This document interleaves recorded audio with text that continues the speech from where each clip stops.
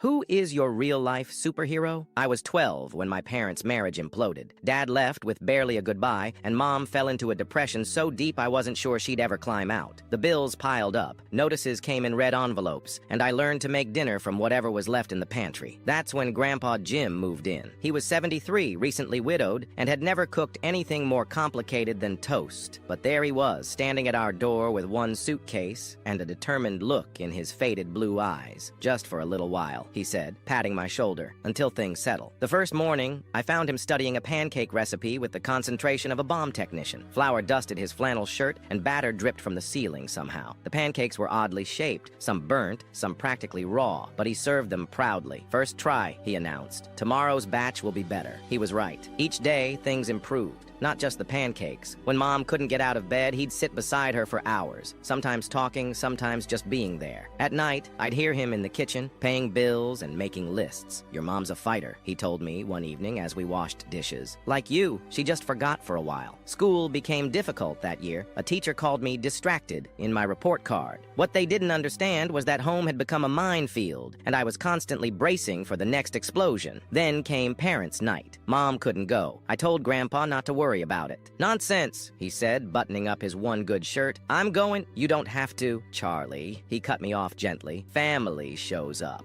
I watched him iron his pants, polish his shoes, and carefully comb his thin white hair. He looked tired. I knew his arthritis was acting up because he'd been wincing when he thought I wasn't looking. At school, he shook hands with every teacher, asked thoughtful questions, and took notes in his shaky handwriting. When Mrs. Peterson mentioned I was falling behind in math, he nodded seriously. "We'll work on it together," he promised, and we did. Every night after dinner, we'd spread my textbooks across the kitchen table. Math had never been his strong suit either, but he'd sit there squinting at problems until we figured them out together. One night, frustrated with fractions, I slammed my pencil down. "This is stupid. Dad would know how to do this." Grandpa didn't flinch at the mention of my father. He just picked up the pencil and handed it back. "Maybe he would," he said quietly. "But I'm here, and I'm not going anywhere, so let's try again." It wasn't just the homework help or the gradually improving meals. It was how he treated Mom with dignity, even on her worst days. How he fixed the leaky faucet and taught me to change a tire just because a person should know these things. How he never once complained about the cramped guest room or his aching joints. 6 months turned into a year. Mom slowly returned to us. She found a better job, started cooking again, laughed sometimes. Grandpa didn't move out until I was 14 when we were truly steady again. He lived just 3 blocks away, close enough that I could ride my bike over any time. The summer before he died, we built a treehouse together in his backyard.